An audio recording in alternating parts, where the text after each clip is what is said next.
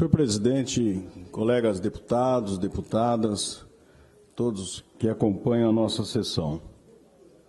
É mais do que importante e oportuno que, num momento como esse, há um pouco mais de 30 dias de uma eleição totalmente atípica, em função de uma série de acontecimentos que nos últimos anos assolaram o nosso país e o nosso Estado, é extremamente oportuno que nós possamos, neste momento, fazer algumas considerações e reflexões sobre a atual conjuntura política do nosso país. O que nós temos hoje, a menos de 40 dias das eleições, de realidade no atual cenário político, é a constatação por parte de um número cada dia mais crescente de pessoas de que o que aconteceu no nosso país, concretamente, principalmente em 2016, com a retirada da presidente Dilma Rousseff, eleita democraticamente no nosso país do poder, a cada dia fica mais nítida essa certeza para a grande maioria da população de que se tratou de um golpe que não tinha absolutamente nada a ver com o combate à corrupção. Aquilo que nós falamos aqui nessa tribuna várias vezes, que discutimos, que reivindicamos, que disputamos nas redes sociais, nos locais públicos, nas opiniões, nas entrevistas, com aqueles que tinham e que têm uma parte ainda, posição diferente, respeitando democraticamente, obviamente, o juízo de valor de cada um, mas o concreto, o verdadeiro, é que a cada dia, principalmente nesse período eleitoral, onde as pessoas começam a decidir o voto e a fazer uma análise mais profunda sobre o momento eleitoral, porque vai ter que tomar uma decisão, vai ter que votar, então começa a olhar isso com mais profundidade sobre a conjuntura política nacional, principalmente estadual, nesse momento. É cristalino que de cada 10, pelo menos meia dúzia, de 6 a 7, percebem que, primeiro, o que aconteceu foi um golpe da elite contra o povo, principalmente. Porque golpeou exatamente o governo que, na história recente desse país, mais cuidou do povo, mais deu dignidade, mais distribuiu renda, mais combateu desigualdade. E isso, na medida do tempo em que foi falado e reafirmado, principalmente por parte daqueles que faziam parte da base parlamentar do governo do ex-presidente Lula e da ex-presidenta Dilma Rousseff, as pessoas começam a perceber que realmente se tratava disso. E aí, obviamente, se explica os 41% de tendência de voto hoje no ex-presidente Lula para ser o futuro presidente desse país novamente. Às vezes eu fico indignado quando vejo algumas reflexões de algumas pessoas que sabem do que se trata, na verdade, no fundo, é uma luta de classes que nós estamos vivendo hoje no nosso país, mas que às vezes colocam alguma indignação expressa, ou seja na rede social ou nas suas opiniões, como, por exemplo, o país, como se explica uma grande parte da população querer votar em um ladrão? Aí aquela conversa que o Lula era ladrão, que o Lula era chefe de quadrilha, que o Lula era isso, que o Lula era aquilo, enfim. A realidade é que esse discurso não colou. Sabe por que não colou? Primeiro, eu ouvi, esses dias numa reunião, num bairro, pensa numa pessoa simples, num senhor humilde, que ele fazia a seguinte reflexão: deputado, eu fiquei revoltado com Lula, indignado. E fui um que falei várias vezes, não voto mais, vou fazer campanha contra, porque esse Lula nos traiu, que esse Lula fez isso, que esse Lula fez aquilo. Aí ele falando, e hoje, quando eu percebo que só o Lula foi para a cadeia, que aqueles apartamentos com dinheiro, aquelas malas de dinheiro, aquelas contas na Suíça, aquela série de coisas que foi demonstrada, áudio, vídeo, depoimento, uma série de coisas, nenhuma tem do presidente Lula. Se refere a outros candidatos, a outros políticos que não estão presos. Então eu percebo que isso não é para valer. Era só para tirar o presidente Lula do páreo para não disputar as eleições. Então vejam bem, o PT hoje, deputado Cabalmi, todas as pesquisas de opinião mostram o seguinte: mais uma vez, o presidente Lula demonstra por que é um dos maiores líderes políticos vivos no mundo. Porque tem uma competência, principalmente para fazer política, que muita gente não tem. Sejamos honestos. Quando ele, mesmo sendo preso injustamente, mantém a sua candidatura, ele faz isso numa demonstração de extrema sapiência. Por quê? Porque foi exatamente a manutenção dessa candidatura que fez com que ele chegasse hoje com 41% de tendência de voto.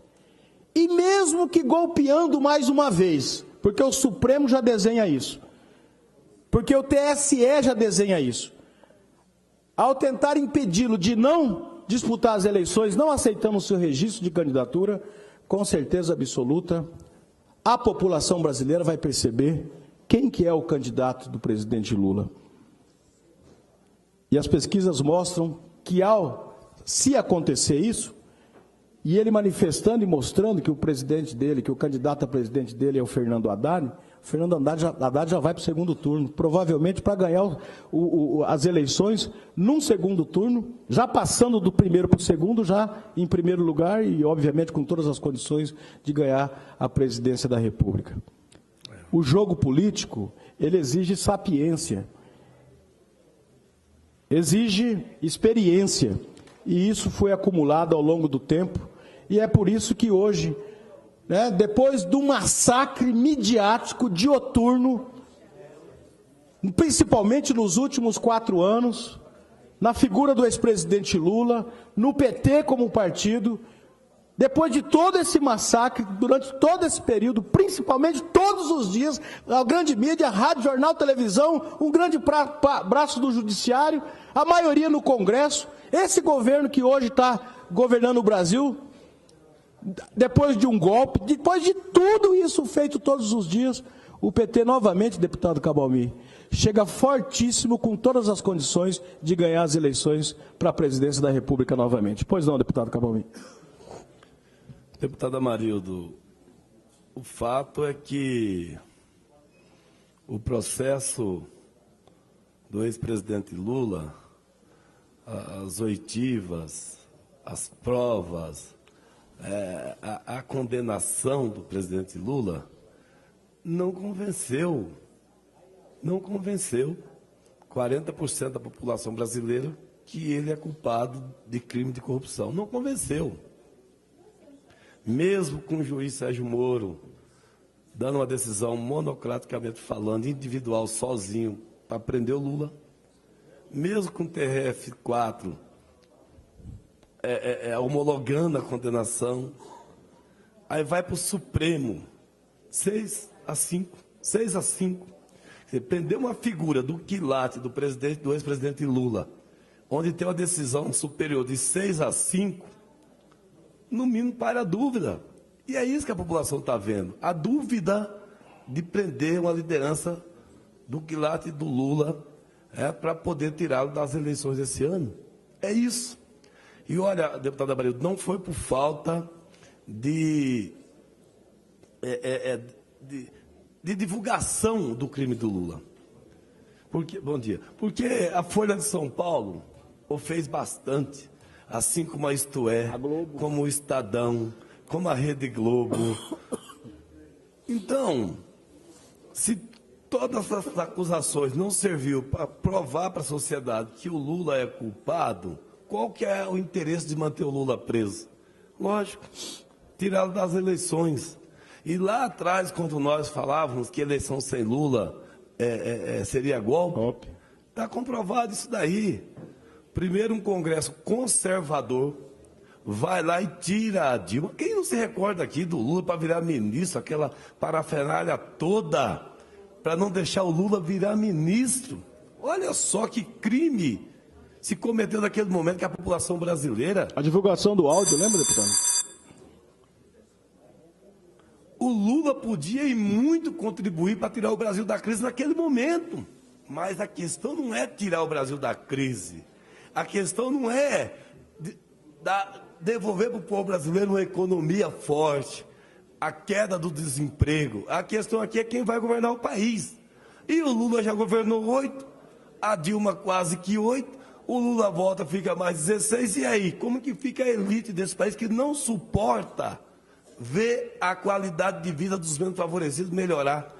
Que não suporta ver o pão de cada dia afluir na mesa do trabalhador, que não suporta ver essa igualdade entre o pobre e o rico nesse país. É isso, deputado Amarildo.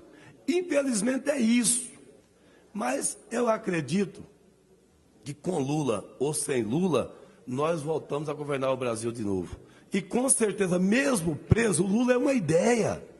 O plano de governo do Lula, a proposta do Lula, será implementado na íntegra com Fernando Haddad governando esse país, deputado Amarildo. Com certeza.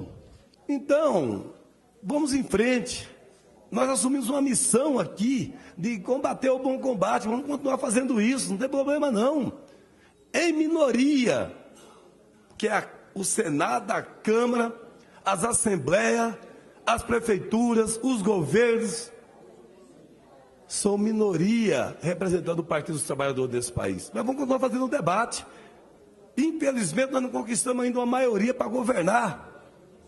Por que o Lula sofreu tanto e a Dilma chegou a cair? Por falta dessa maioria. Mas vamos continuar combatendo o bom combate. Parabéns pela fala, deputado Amarildo. Obrigado, deputado Cabalmi. Com certeza.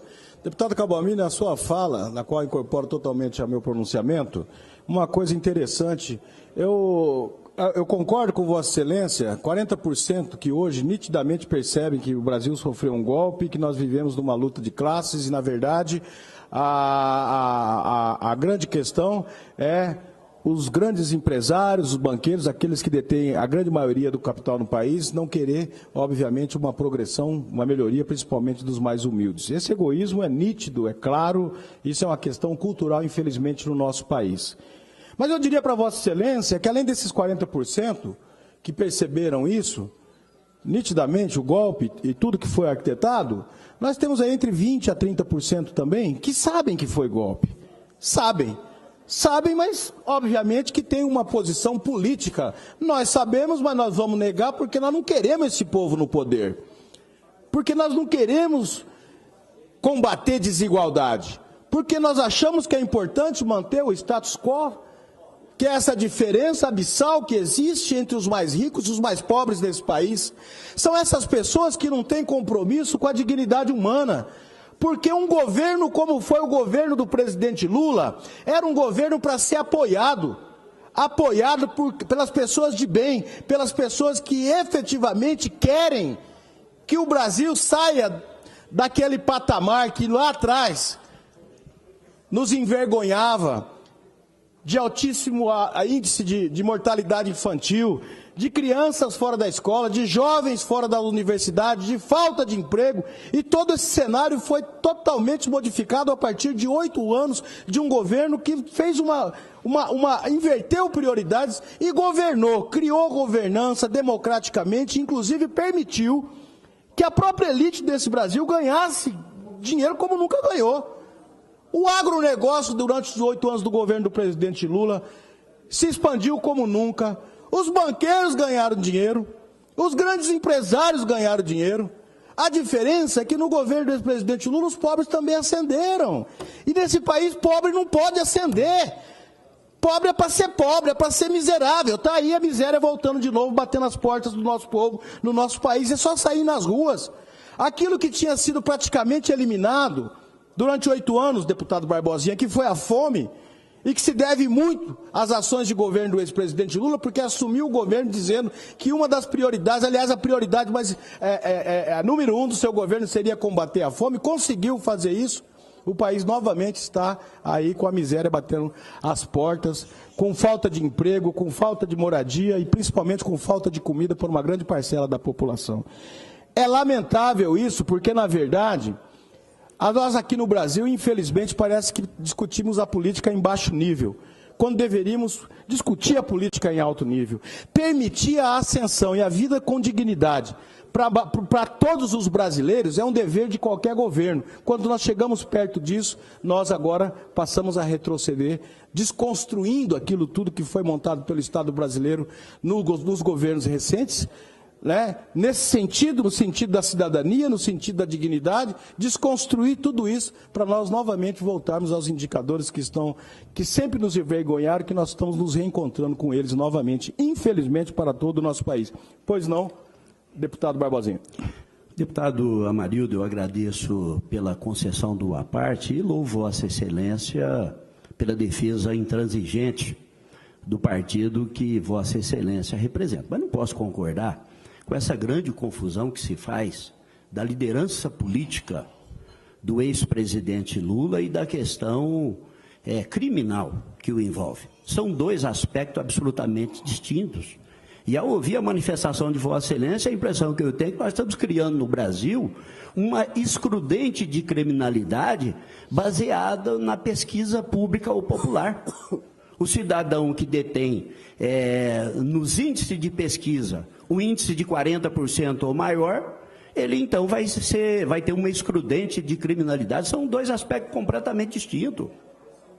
Um é a condenação do ex-presidente Lula pelo juiz de primeiro grau e mantido no Tribunal Regional Federal e assistido pelas melhores bancas de advocacia do Brasil, e não lhe está sendo cerceado o direito. A lei da ficha limpa, que foi aprovada pelo Congresso Nacional, então revoga a lei. Revoga-se a lei e aí o sujeito ele pode disputar a eleição condenado ou sem condenação, e aí qualquer um que esteja com condenação disputa a eleição, inclusive de dentro da prisão. Eu penso que são questões completamente distintas.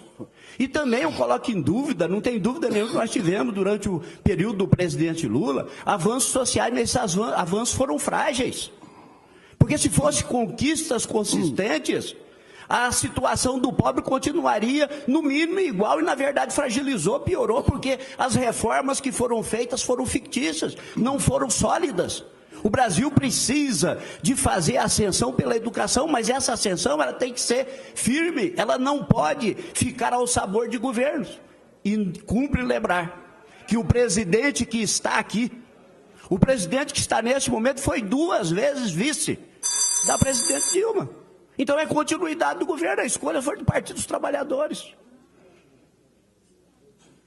Deputado Barbosinha, nós já debatemos esse tema aqui, nós vamos debater novamente e eu vou reafirmar para Vossa Excelência, coisa que eu tive a oportunidade de falar na tribuna, particularmente, mas novamente vou reafirmar até em respeito ao bom debate. Vamos perguntar para o povo, para as pessoas, se as mudanças estruturais feitas no governo do ex-presidente Lula, se elas foram frágeis. Eu desafio Vossa Excelência a nós fazermos uma pesquisa para perguntar, principalmente para os pobres, para os mais humildes, se não existiu mudança de vida na condição deles. Se eles não tiveram melhor acesso a crédito, se eles não tiveram acesso à habitação, se os filhos não passaram a ter oportunidade de estudar numa universidade pública, se não melhorou o poder aquisitivo do salário mínimo. Durante os 12 anos do governo da Dilma e os 8 do presidente Lula, o salário mínimo sempre foi reajustado acima da inflação. Foi o maior programa de transferência de renda feita nesse país. As pessoas sentiram que eles começaram a viver melhor. O seu poder de compra era maior, tinha condição de comprar sua televisão, o seu micro-ondas, o seu freezer, geladeira, que coisa que nunca teve oportunidade de comprar sua casa. Deputado, o senhor não viu isso? Vamos sair na periferia comigo, vamos perguntar para as pessoas, falar que isso é ficção. Com todo respeito, deputado Barbosinha, mas não é. Não, Vossa Excelência falou que é frágil. Ué, cadê a fragilidade? Se fosse frágil, não tinha feito diferença na vida dessas pessoas. Porque o Estado brasileiro está sendo desmontado. E essa discussão de falar, porque o Temer era vice da Dilma, pelo amor de Deus, Vossa Excelência, como é um jurista, conhecedor das leis, principalmente do sistema eleitoral brasileiro, sabe que para você disputar a eleição nesse país, você precisa de vice. E sabe que as alianças são feitas exatamente por conta disso. Nós apresentamos uma chapa que o Michel Temer ele foi votado para ser vice, ele não foi votado para ser presidente. Presidente era Dilma, ele não foi votado para ser presidente, porque era uma aliança, naquele momento, pragmática, como todos os partidos fazem, inclusive de Vossa Excelência. Nós queríamos ganhar a eleição porque sabíamos que tinha o melhor projeto para o nosso país, tanto que ao implementá-lo ele transformou para melhor a vida dos brasileiros. Aí Vossa Excelência vem falar, que é continuidade de governo. Nós fomos para o palanque, junto com ele, defendendo um programa que foi implementado pelo ex-presidente Lula e pela presidenta Dilma. Ele desfez tudo. Então, na verdade, ele não tinha compromisso com esse projeto, mas era aliança. É o sistema eleitoral brasileiro, nós cansamos de discutir aqui que política séria nesse país tem que levar em consideração principalmente a reforma do sistema eleitoral brasileiro. No meu primeiro mandato de deputado, a primeira audiência pública que eu fiz nessa casa, deputado João Grandão, foi uma audiência pública para discutir reforma política, porque esse sistema eleitoral brasileiro é indecente, nós sabemos disso, mas é o que nos resta. Então, porque ele é indecente e não é reformado por um Congresso conservador, nós vamos sair da cena e não vamos disputar a eleição. Não, nós queremos disputar a eleição, porque nós queremos continuar a defender combate à desigualdade principalmente com as minorias. Nós precisamos, a sociedade brasileira precisa de quem os defenda, principalmente os mais humildes. E quer queira ou quer não, a sociedade identifica cada dia mais que quem faz isso é o PT, que fez isso ao longo da sua história, porque essa é a razão da sua origem. Esse partido nasceu para isso, foi forjado nessa luta e continua comprometido com essa luta. E nós continuamos a fazer isso, deputado João Grandão. Portanto, já vou dar uma parte para Vossa Excelência. Esse crescimento do presidente Lula, a aceitação e a possibilidade concreta de nós novamente ganharmos o governo federal se deve à percepção do povo, que à medida que o tempo passa, percebe que foi um golpe para tirar um governo que cuidava do povo, percebe que o presidente Lula está preso, trancafiado, num processo sem provas, com julgamento parcial, e Vossa Excelência sabe disso, e percebe que o alento que tem hoje para poder minimamente voltar a ter dignidade é eleger o Partido dos Trabalhadores novamente para comandar essa nação. Pois não, deputado João Grandão. Deputado Amarildo, obrigado pela parte. Eu quero, primeiro, respeitando, evidentemente, a posição de cada um nessa casa, mas eu quero falar pelo menos daquilo que eu minimamente tenho domínio, né? É a questão orçamentária, por exemplo. Se você for analisar a forma, a condução do orçamento, os cortes que foram feitos em relação ao orçamento são cortes que foram feitos em programas consolidados. É um desmonte. Eu posso falar, por exemplo, aqui de um programa que eu nunca canso de dizer. Em 2003 eu fui o relator da lei, coloquei o artigo que regularizou o programa de aquisição de alimento. Deputado Amarildo, sabe quantos mil Mato Grosso do Sul recebeu o PA, que é o programa de aquisição de alimento? Que é um programa sólido, que consolida, que transfere renda para o trabalhador rural através da venda dos produtos da agricultura familiar? R$735 mil. Vou repetir, R$735 mil por 79 municípios de Mato Grosso do Sul. Sabe quanto foi na época do governo da presidenta Dilma, que foi executado no Mato Grosso do Sul? R$7 milhões. Já chegamos a executar R$12 milhões. Sabe qual foi o corte que foi feito? 1000 vezes mais. Qual foi o primeiro corte? Qual foi o primeiro corte que foi feito? Um baque para a agricultura familiar? Extinguiram, no outro dia de governo, extinguiram o Ministério do Desenvolvimento Agrário. E aí diz que não tem política consolidada? Qual foi o primeiro ato do governo, quando assumiu? Extinguiu a CEPIR, que Vossa Excelência tem um trabalho prestado nesse campo com muita tranquilidade, que eu posso dizer isso. Nós temos trabalho prestado na área da questão racial. Todos nós. Extinguiram o quê? A CEPIR, que tinha status do quê? De ministério. Extinguiram a secretaria que tinha status de Ministério de Política Pública para as Mulheres. E aí dizer que os programas não eram sólidos. Né? Quem alterou, e o deputado Endel vai saber do que eu estou falando, quem alterou a lei dos fundos constitucionais, foi alterada, porque antes só podia aplicar nos grandes negócios, agora 51% dos recursos dos fundos condicionais tem que ser aplicado na pequena e média empresa, inclusive deu destinação para o recurso que era só rural, também para o pequeno empresário urbano, sim, através dos fundos condicionais, foi o governo Lula. Sim. Quem instituiu de fato a possibilidade do agricultor vender para a agricultura familiar através do PNAE, que é o Programa Nacional da Alimentação Escolar, foi no nosso governo. Cadê o PA?